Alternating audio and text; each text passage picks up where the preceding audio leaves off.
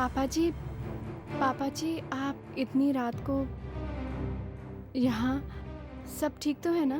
मेरा बच्चा, धर्म और आस्था दिन और रात के बंधनों से मुक्त है। और खास तौर से आप मेरे बच्चे, मैं आपको सिर्फ ये बोलने आया हूं कि अगली पूर्णमासी के दिन जो मैंने विशाल माता की चौकी का आयोजन किया है, उस माता की चौकी का तकरीबन सब इंतजाम हो गए हैं। और उस माता की चौकी में आप ये वाली साड़ी पहनेंगी। Very good dad. आपकी बनाई हुई सुहागनी देवी माता की चौकी में कौन सी साड़ी पहनेगी ये आप डिसाइड करोगे। तुम नादान हो मेरे बच्चे। जिंदगी की आपाधापी का तजुर्बा अभी थोड़ा कम है, इसलिए तुम्हारी सूचना की खातिर बता दूं कि ये साड़ी माता रानी के सबसे बड़े मंदिर से सुशोभित होकर आई है। इसीलिए मेरी बच्ची उस माता की चौकी में यही साड़ी पहनेगी। पहनोगी ना मेरा बच्चा?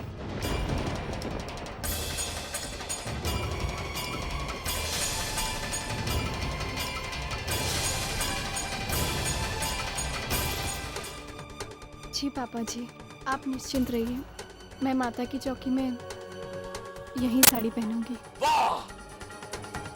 जी खुश कर दिया आपने अपने पापा जी का। बस मेरा बच्चा, माता भक्ति का ये दीप लेकर आस्था और विश्वास के पथ पर अग्रसर होते रहना, ताकि कोई आसुरी शक्ति तुम्हें इस पथ से विचलित ना कर सके। सुहागिनी देवी की जय, सुहागिनी देवी की जय, सुहागिनी देवी की जय। वंश, ये तुम मुझसे पूछ रहे हो?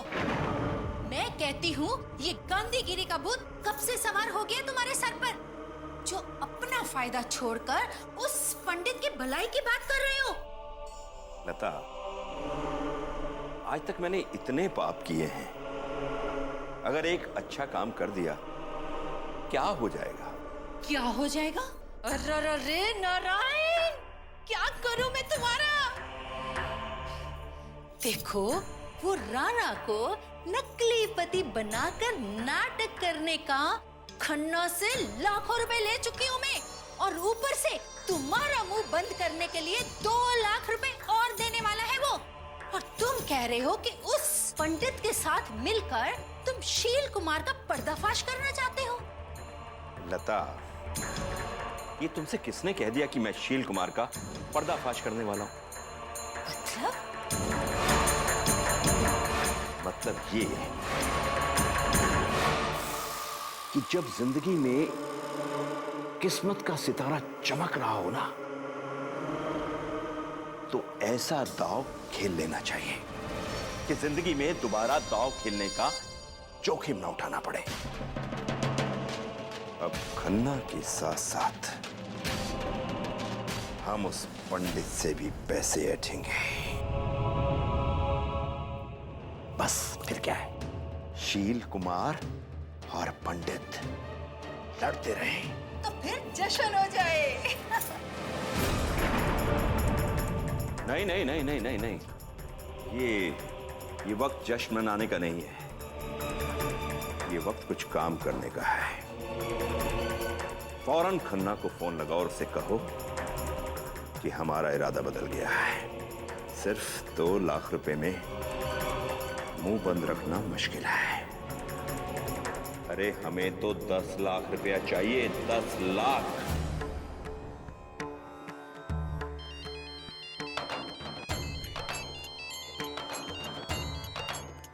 ओए खन्ने, घर में इतनी विशाल माता की चौकी का आयोजन किया है, इतने सारे काम निपटाने हैं, आप कहाँ गायब हैं? जी मैं वहाँ आने ही वाला था, लेकिन उस लता और नारायण ने मेरी नाक में दम कर रखा है। इसका लालच तो दिन ब दिन बढ़ता जा रहा है सर जी। तो अपना मुंह बंद रखने के लिए 10 लाख रुपए चाहिए। ओ चल ना, जितना पैसा मांगता है दे दो, मैं नहीं चाहता ऐसे वक्तों में कोई गड़बड़ हो। लेकिन सर जी, हम उन्हें पहले ही बहुत पैसे दे चुके हैं। ओए भले मानस, पैसे हाथों की मैल होती है, मैल। पैसे आ जाएंगे फिर से, ये गया वक्त नहीं आएगा। पूर्णमासी को निर्विघ्नम समापन होना चाहिए माता की चौकी का। जय माता दी।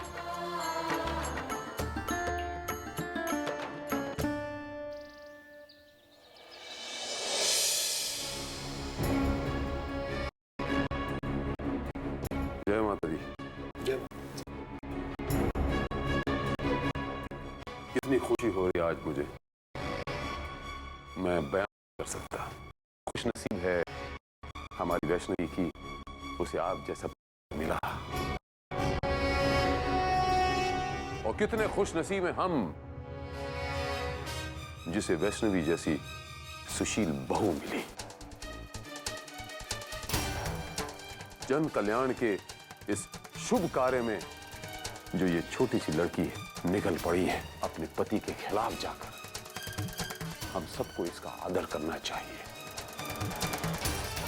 मधुरा बच्चे, हमें पूरी उम्मीद है कि वैष्णवी के इस निर्णय का आप भी दिल से स्वागत करेंगे। जीतो बच्चा। आप सही कह रहे हैं भैया जी। वैष्णवी हमारी बहू है, इस घर की बहू। उसके निर्णय का सम्मान करना चाहिए हमें।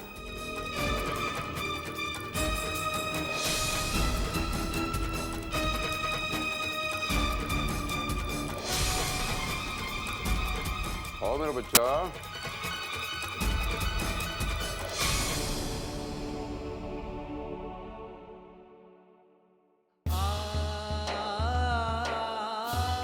छोटे पापा, मैं वैष्णवी को पूजा से पहले उसके बाबूजी से मिलवाना चाहता हूँ। अगर वैष्णवी को लेकर जाना ही है तो मेन डोर से नहीं, पीछे वाले दरवाजे से जाओ, क्योंकि घर में इतना काम बाकी है कि भैया जी ने अगर देख लिया तो वो जाने की इजाजत नहीं देंगे। लेकिन पापा जी को बताए बिना जाना क्या ठीक होगा? कहीं उनको मुझ पर शक हो गया तो? वैष्णवी, यहाँ की चिंता मत करो, मैं यहाँ सब संभाल लूंगा। बस तुम लोग जल्द से जल्द वापस आ जाओ। जी छोटे पापा, हम अभी निकलते हैं। चलो वैष्णवी।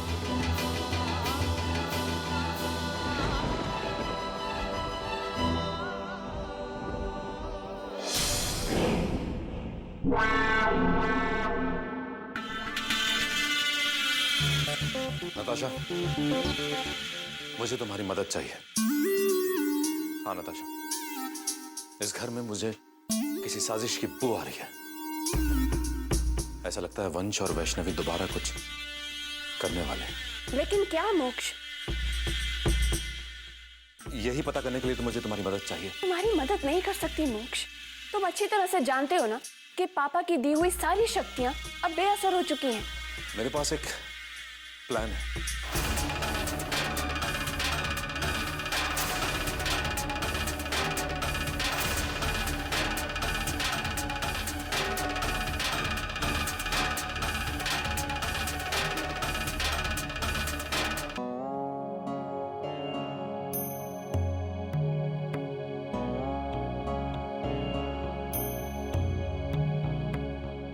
बेटा नाराज होता है तो माँ उसे मनाती है।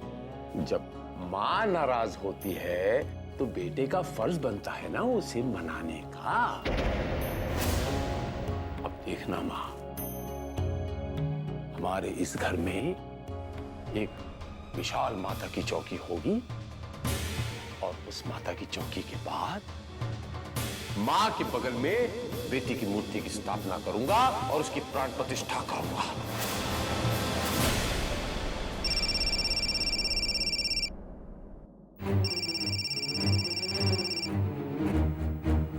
कौन महानुभाव बोल रहा है? आपके लिए एक जानकारी है शील जी। कौन सी जानकारी? अभी तक तो कुछ नहीं हुआ, लेकिन अगर आपने बहुत जल्द ही कोई कदम नहीं उठाया तो बहुत बड़ी प्रॉब्लम हो सकती है। शब्दों के जाल बुनना बंद करो और सीधे सीधे बताओ कि बोलना क्या चाहते हैं। कल महाआरती के बाद वैष्णवी और वंश आपका घर छोड़कर बहुत दूर जाने की तैयारी कर रहे हैं।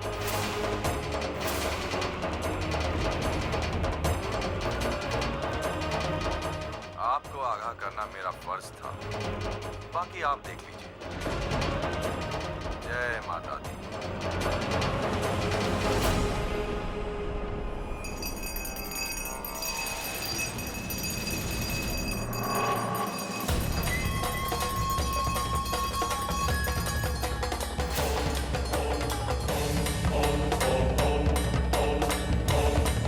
गलत बात है माँ। मेरी खोज है वो माँ उसके रोम रोम पे मेरा अधिकार है। जैसा मैं कहूंगा वैसा उसे करना पड़ेगा। मेरी उंगलियों पर नाचना पड़ेगा उसे। मेरे और उसके बीच में किसी को नहीं आने दूंगा, आपको भी नहीं। माफ करना मां, मेरी खोज है वो।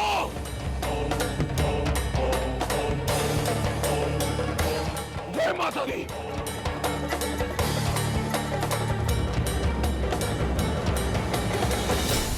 वैष्णवी, वैष्णवी, वैष्णवी, वैष्णवी, कहां हो तुम? मैं आपको फोन करता हूं। यहां आओ, मैं तुम्हें इसी वक्त मेरे समक्ष देखना चाहता हूं। वैष्णवी! माफी चाहता हूं भैया जी, लेकिन इस वक्त वैष्णवी आपकी आज्ञा का पालन नहीं कर सकती।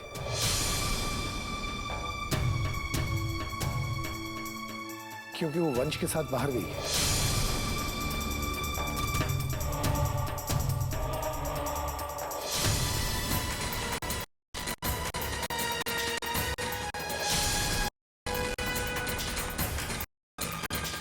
किसकी इजाजत से? उसकी हिम्मत कैसे हुई इस घर की दहलीज के बाहर कदम रखने की?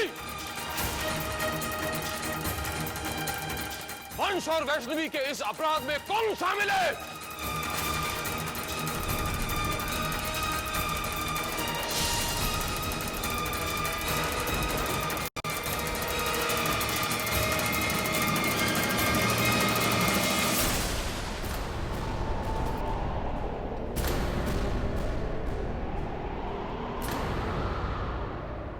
वंश, पता नहीं आज मैं अपने बाबूजी से मिल भी पाऊंगी या नहीं। बिल्कुल मिल पाओगी वैष्णवी, क्यों नहीं मिल पाओगी? छोटे पापा ने बताया है कि तुम्हारे बाबूजी यश भैया के साथ ठहरे। हम जैसे ही वहाँ जाते तुम उनसे मिल लेना, ओके? वंश, अगर आज आप मेरे साथ नहीं होते तो पता नहीं मैं अपने बाबूजी से मिल नहीं पाती। देखो वैष्णवी, मैं तुम्हारा पति हूँ, तुम्हें खुश रखना मेरी जिम्मेदारी है। और इतना सब होने के बाद अगर मैं तुम्हें थोड़ी सी भी खुशी ना दूं तो मेरी जिंदगी पे लालत है।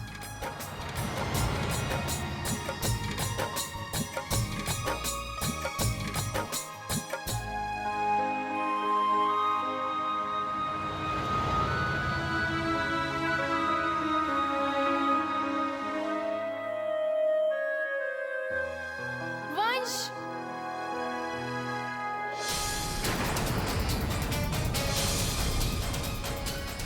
वंश,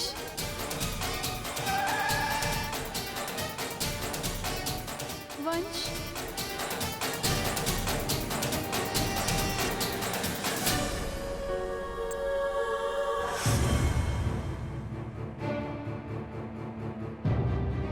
ये कैसे हो गया वैष्णवी? मुझे तो ये दिखाई नहीं दी। इसे हम हॉस्पिटल लेके चलते हैं।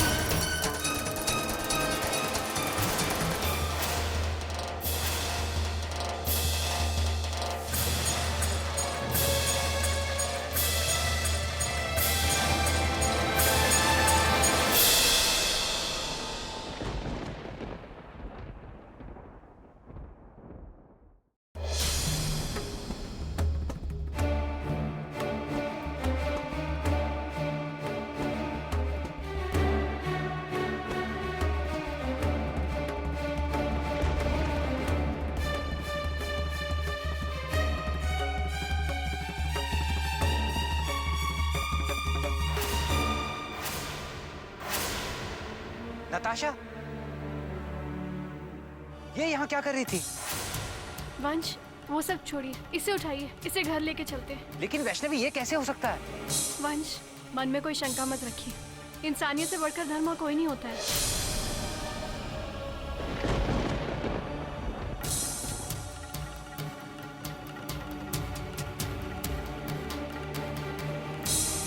अंबिका जी, क्या आपको पता है कि इस वक्त आपका बेटा और आपकी बहू कहाँ हैं? नहीं। तो आपको यह भी नहीं पता होगा कि कल मूर्ति स्थापना के बाद, महाआरती के बाद, आपकी बहुरानी और आपके साहबजादे यहां से भागने को प्लान कर रहे हैं? ये क्या कह रहे हैं आप? कमाल है। मैं ये कह रहा हूं अंबिका जी कि इतनी महत्वपूर्ण बात आपकी लाडली बहू ने आपको नहीं बताई। नहीं, मुझे कुछ नहीं पता। मुझे वैष्णवी ने भी कुछ नहीं बताया और ना ही वंश ने। तो इसके मायने ये हुए कि आप भी उनके साथ शामिल हैं और मेरे सामने नाटक कर रही हैं और मुझे उल्लू बनाने की कोशिश कर रही हैं। मैं सच कह रही हूँ, मुझे कुछ नहीं पता। मैं दुनिया में किसी से हारने वालों में से नहीं हूं।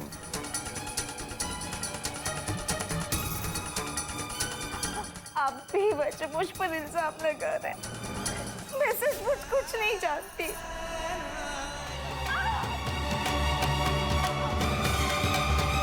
शील जी, आप ये क्या कर रहे हैं? मुझे दर्द हो रहा है शील जी। शील जी, मैं आपकी पत्नी हूँ। अच्छा हुआ आपको याद आ गया कि आप मेरी पत्नी हैं। इस सारे परिवार के साथ मिलकर आप जो मेरे खिलाफ षड्यंत्र रच रहे हैं क्योंकि आप मेरी पत्नी हैं। हा, एकदम से याद आ गया, आप मेरी पत्नी हैं। अंबिका जी, आइंदा मैं कभी जलील हुआ या मुझे ऐसा महसूस भी हुआ कि मैं कहीं कम पड़ रहा हूं,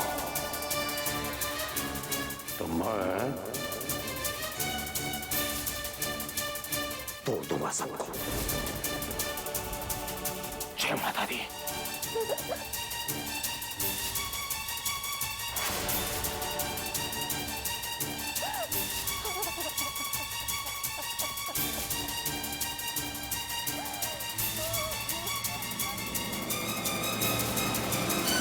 क्षमा चाहता हूँ माते, किंतु शील कुमार को सृष्टि के नियमों और मनुष्य की मर्यादा का पाठ पढ़ाना सरल नहीं है। इसके दुशास को देखकर ये प्रतीत होता है कि ये अपने उद्देश्य को प्राप्त करने के लिए किसी भी सीमा तक पाप कर सकता है। अब तो मुझे वैष्णवी की भी बहुत चिंता होने लगी है माते। उसकी चिंता मत कीजिए मुनिवर। वैष्णवी इस घर में एक बड़े उद्देश्य को प्राप्त करने आई है और जब तक वो अपना उद्देश्य प्राप्त नहीं कर लेती, उसे कोई क्षति नहीं पहुंचा सकता, क्योंकि वैष्णवी की रक्षा कोई और नहीं बल्कि मैं कर रही हूँ। नारायण नारायण, माता की जय हो।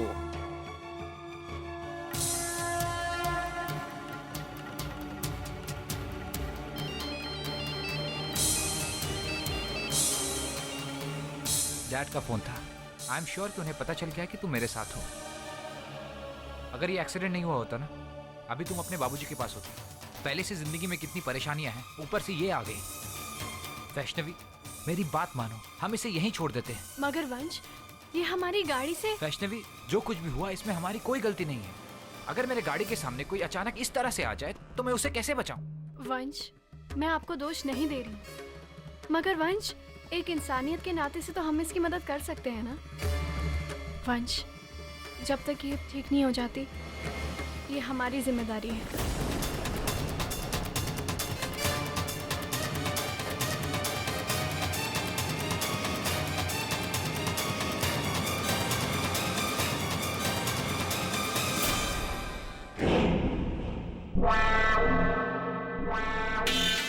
तो तुम इस घर में वापस आ ही गई।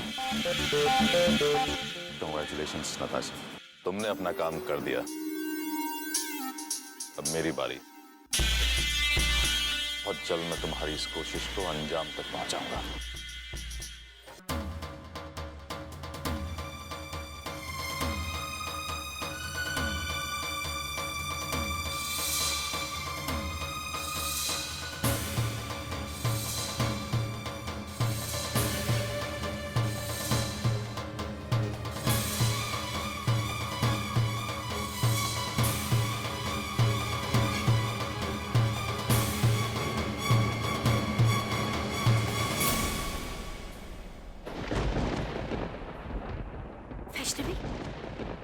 हुआ इसे? दीदी एक छोटा सा एक्सीडेंट हो गया है।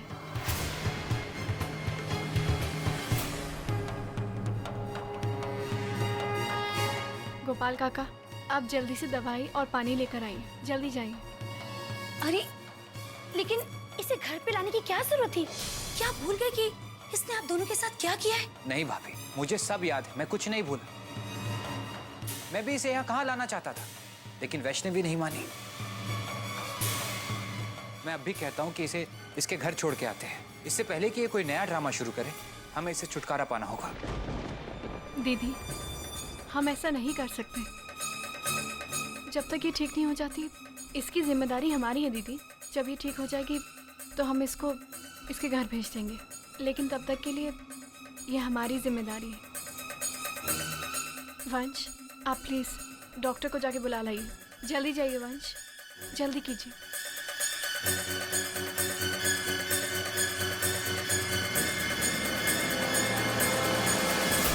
कहाँ चले गए ये लोग? कमबख्त मेरा फोन भी नहीं उठा रहे। आने दो इनको, घर पर मैं इनकी ऐसी खबर लेता हूं कि दूसरी बार गलती करने की गलती नहीं करेंगे। पापा जी, वैष्णवी और वंश लौट आए हैं।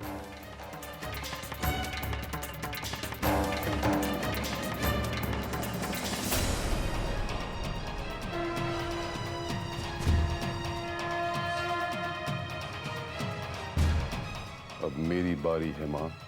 अब देखना, आज के बाद आपकी बेटी वैष्णवी इस घर के बाहर कदम नहीं रख सकेगी, कम से कम तब तक जब तक सारी दुनिया में आपकी तरह उसका नाम नहीं हो जाता।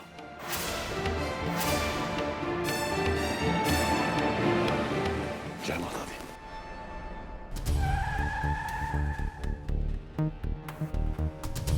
डॉक्टर साहब कैसे हैं आप? भाई साहब, आप कौन हो? अरे बताता हूँ।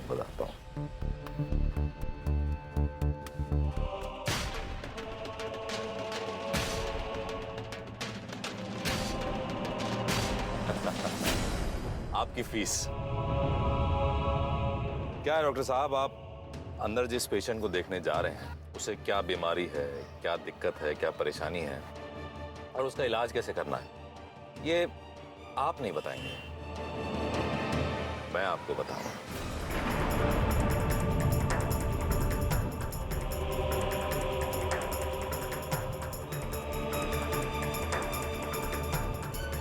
और इसके लिए आपको इस तरह की फीस मिलती रहेगी। लेकिन मैं अरे रखिए डॉक्टर साहब, माया है माया, मना नहीं करते। रखिए।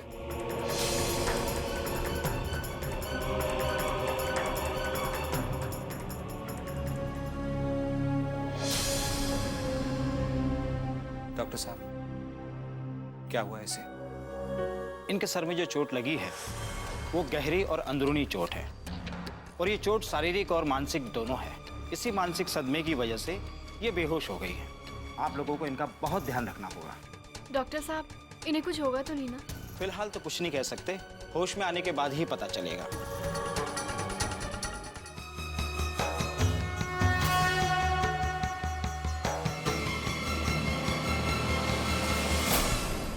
अच्छा, मैं कल फिर आऊंगा, और अगर इससे पहले इन्हें होश आ जाता है तो मुझे इन्फॉर्म कर दीजिएगा। जी जरूर।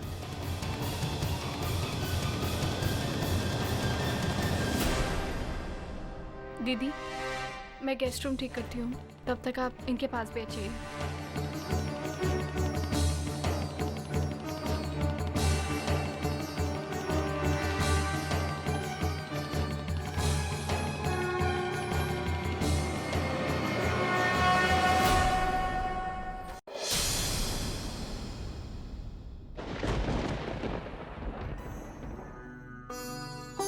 ये सब तुम क्या कर रही हो वैष्णवी? तुम्हें पता है ना कि कल हमें जाना है, फिर भी तुमने उसकी जिम्मेदारी अपने सर ले ली। वैष्णवी, कितनी तैयारियां करनी है हमें, और तुम उस लड़की के काम में बिजी हो, जिस लड़की ने हमें और हमारी जिंदगी को तबाह करना चाहा। वंश, गलतियां इंसानों से ही होती है और फिर ऐसी हालत में तो लोग दुश्मनों की भी मदद करते हैं, और वो तो कभी आपकी दोस्त हुआ करती थी। देखो वैष्णवी, बहस करने से कोई फायदा नहीं। मेरी मानो तो हम इसे अभी इसके घर छोड़ आते हैं। हम यहाँ इसे नहीं रख सकते वैष्णवी, ये भरोसे के लायक नहीं है। वंश, आपको अपने ऊपर तो भरोसा है ना? आपको हमारे रिश्ते पर तो भरोसा है ना वंश? और वैसे भी हमारे रिश्ते की बुनियाद इतनी कमज़ोर नहीं कि किसी के चाहने से टूट जाए। और वंश, अगर हमने भी करवाहट के बदले करवाहट दिया तो नताशा और हमें क्या अंतर होगा?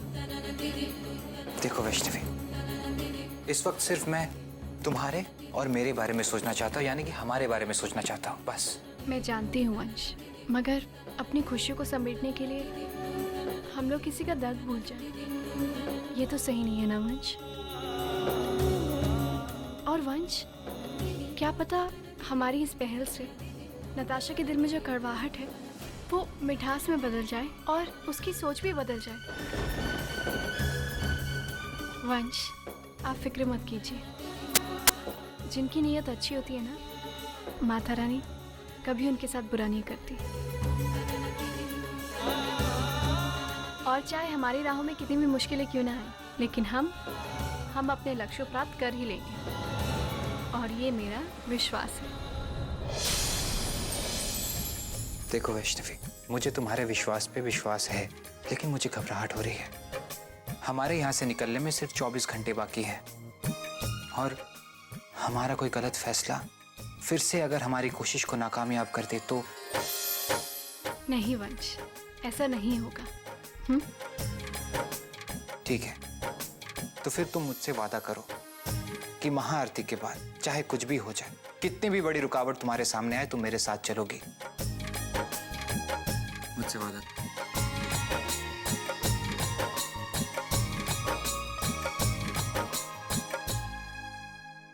कोई ऐसा वचन न दे डालना सुहागिनी देवी कि जिसे आगे चल के आप निभा न सको।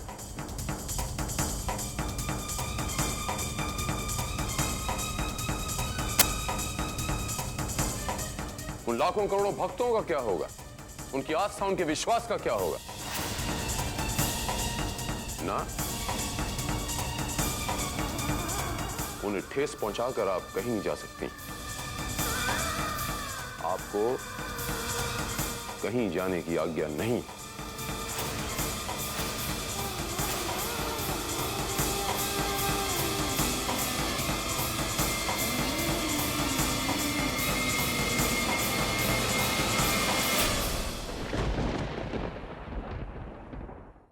लाखों करोड़ों भक्त जनों का क्या होगा? वो तुम पे आस लगाए बैठे हैं मेरे बच्चे। लाखों भक्तों की आस्था तोड़ के आप कहीं नहीं जा सकती। ये पाप है वैष्णवी, ये घोर पाप है, और ऐसा पाप मैं आपको करने नहीं दूंगा। डैड, वैष्णवी मेरी पत्नी है, इसीलिए वो जो भी कर रही है मेरी मर्जी से कर रही है। आपको जो भी सवाल करना है आप मुझसे कीजिए। मेरे विचार से आपका नाम वैष्णवी नहीं है, इनका नाम वैष्णवी है, और मैं इनसे मुखातिब हूं और मैं इनसे जवाब तलब कर रहा हूं। जानता हूं डैड, लेकिन पति होने के नाते मेरा यह कर्तव्य बनता है कि मेरे पत्नी से जुड़े हर सवाल का जवाब मैं दूं। एक कर्तव्य इनका भी है मेरे बच्चे। इनका कर्तव्य ये है कि इस धरती पर आई जन कल्याण करने के लिए, और यही इसका परम धर्म है। और इसे रोककर मेरे बच्चे तुम पाप के भागी बन रहे हो। कोई बात नहीं डैड, अपनी पत्नी को बचाने के लिए मैं कोई भी पाप करने को तैयार हूं। और वैसे भी पाप और पुण्य के डर से मैं अपनी पत्नी को तकलीफ में तो नहीं देख सकता ना। वंश, प्लीज डैड, आप मेरी पत्नी को एक साधारण इंसान की तरह ही जीने दीजिए। अपने स्वार्थ के लिए इसे सुहागिनी देवी का जामा मत पहनाइए। मैंने इसे सुहागिनी देवी नहीं बनाया वंश, ये तुम्हारी गलतफहमी है। लोगों की आस्था ने इसे सुहागिनी देवी बनाया, इसके अपने चमत्कार ने बनाया, इसकी अपनी शक्ति ने बनाया। तुम इसके अस्तित्व पे प्रश्न चिन्ह क्यों लगा रहे हो? देखिए डैड, मैं कोई प्रश्न चिन्ह नहीं लगा रहा हूं। मैं आपको आपके ही बिछाए ब्रह्मजाल से निकालकर सच्चाई दिखाने की कोशिश कर रहा हूं। और सच्चाई डैड ये है कि वैष्णवी कोई सुहागनी देवी नहीं है। ये मेरी पत्नी है और आपकी बहू है, बस और कुछ नहीं। वंश जवानी के जोश में और अपने अहंकार में तुम ये भूल रहे हो कि बाहर लाखों करोड़ लोगों की आस्था दांव पे है। तुम ये सब करके मुझे ही नहीं, सुहागनी देवी को नहीं, बल्कि माता रानी को भी नाराज कर रहे हो। मैं कहता हूं मेरे बच्चे, तुम अभी भी समझ जाओ, वरना तुम्हें इस महापाप का बहुत बड़ा दंड मिलेगा। दंड मिलता है ना डैड, तो मिलने दीजिए, मुझे इस बात का डर नहीं है। लेकिन मैं अपनी पत्नी को लोगों की अंधविश्वास की बलि नहीं चढ़ने दूंगा डैड। पूर्णमासी के पूजा के बाद मैं वैष्णवी को सबसे दूर लेके चले जाऊंगा और मुझे वहां जाने से कोई नहीं रोक सकता, आप भी नहीं। वंश, मुझे तुम पे हाथ उठाने में मजबूर मत करो। पापा जी रुक जाइए, पापा जी रुक जाइए, पापा जी।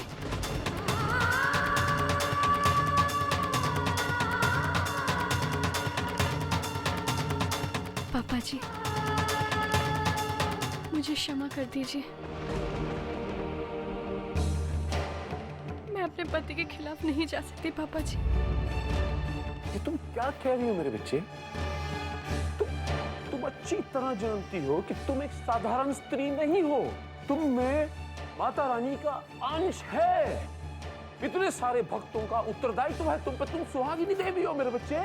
पापा जी, मैं सुहागिनी देवी सिर्फ कल रात तक के लिए हूँ। उसके बाद मैं सिर्फ वैष्णवी हूँ, वंश की पत्नी।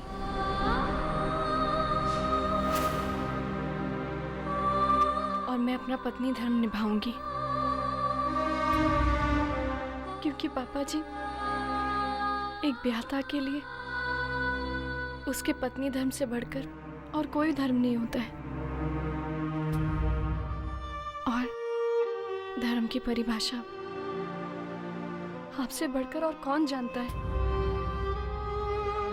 आप मुझे आशीर्वाद दीजिए कि मैं अपना पत्नी धर्म निभा पाऊं और अपने जीवन मार्ग पर अपने मन, वचन और कर्म से अपने पति का साथ निभा पाऊं।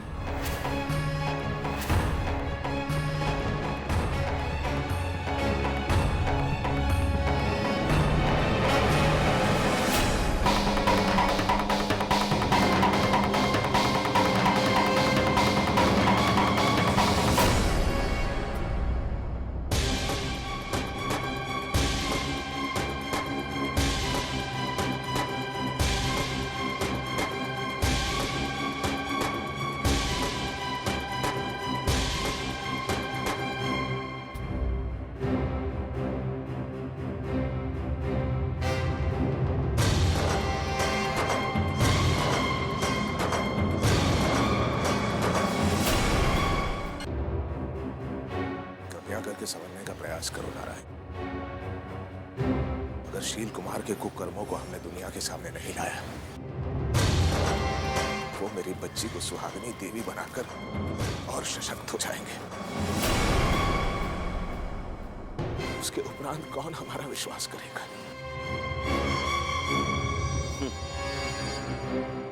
मैं आपका दर्द अच्छी तरह समझता हूं पंडित जी, और सच बोलूं तो मेरे लिए आपकी मदद करने से बड़ा पुण्य कोई होगा भी नहीं। मगर मैं क्या करूं पंडित जी? मेरी जो बीवी है ना, वो मानने को तैयार ही नहीं है। वो कहती है कि अगर पैसा नहीं तो मदद भी नहीं। अब क्या है ना पंडित जी की इतने सालों के बाद वो मुझे मिली है तो मैं उसे लड़ना नहीं चाहता। लेकिन जब मैंने तुमसे कहा कि तुम्हें तुम्हारा पैसा मिल जाएगा, तो फिर प्रॉब्लम क्या है? प्रॉब्लम ये है कि सामने वाली पार्टी मुझे आपसे ज्यादा पैसा देने को तैयार है। इसलिए मेरी पत्नी आप लोगों की मदद करने से मुझे मना कर रही है।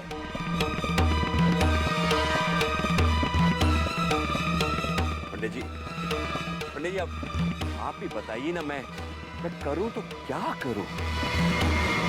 ठीक है नारायण, बोलो कितना पैसा चाहिए तुम्हें? तुम्हें तुम्हारी रकम मिल जाएगी।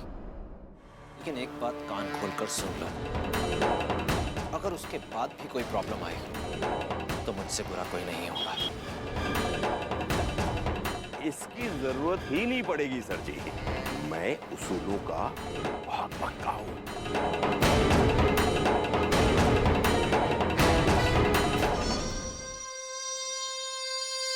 हेरा फेरी नहीं करता।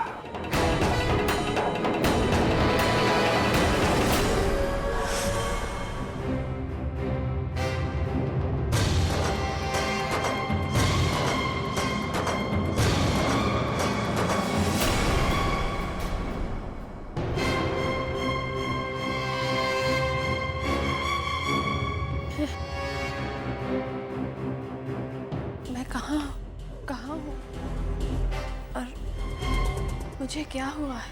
तुम्हें कुछ नहीं हुआ है नताशा, तुम बिल्कुल ठीक हो। बस थोड़ी सी चोट लगी है तुम्हें। अरे अरे, तुम उठो मत, तुम आराम करो। मैं अभी वैष्णवी को बुला कर लाती हूँ।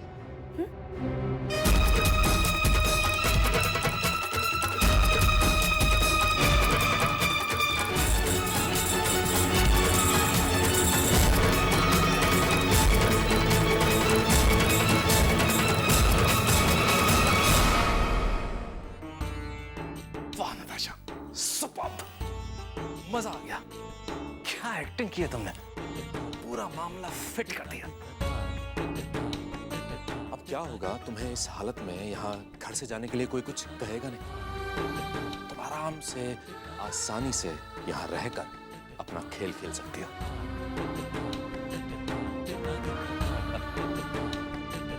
Natasha, well done.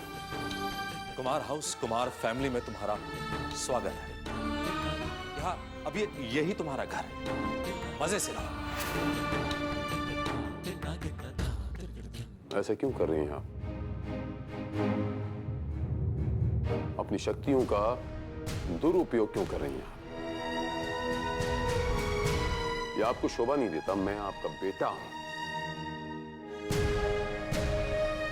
मैं आपका सच्चा बेटा हूं। पूर्णमासी के दिन जो मैंने माता की चौकी रखी है वो मेरे लिए बहुत अहम है।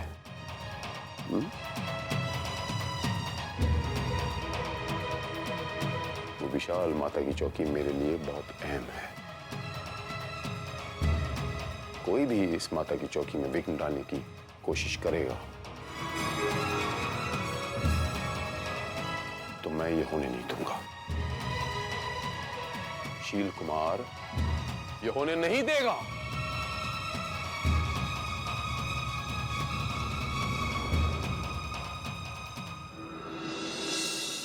क्यों कर रही हैं आप ऐसे मां? क्यों? वहां से एक लड़की को, बदरवा से सादी सी लड़की को उठा के लाया था मां।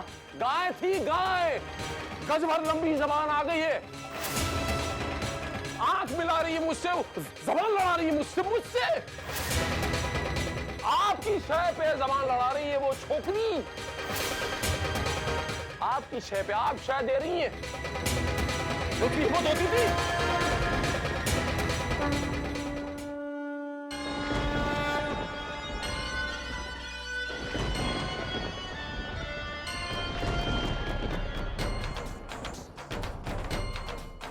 और ये लड़की पूजा के बाद भी शील कुमार का घर छोड़कर नहीं जाएगी। सारी दुनिया आपकी कठपुतली है ना मां? लेकिन वो लड़की एकलौती मेरी कठपुतली है।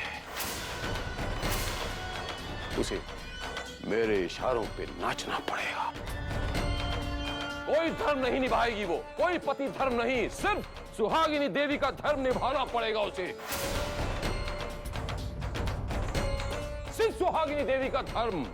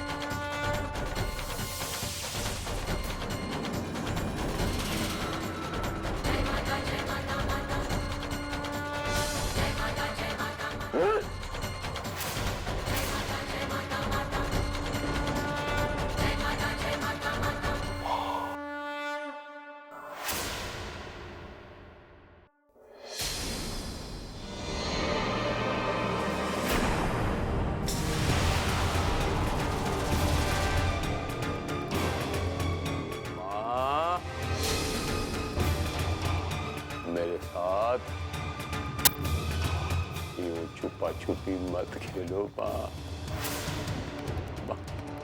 अब यहाँ है माँ, मैं जानता हूँ माँ। मुझे महसूस हो रहा है माँ, मैं आपको महसूस कर पा रहा हूँ माँ। मैं धन्य हो गया माँ। अब देखना माँ, पूर्णमासी के दिन होने वाली माता की चौकी कैसे निर्विघ्न होती है। आज आपने मेरे पास यहाँ पर आकर ये साबित कर दिया माँ कि आप मुझसे बहुत प्यार करती हैं।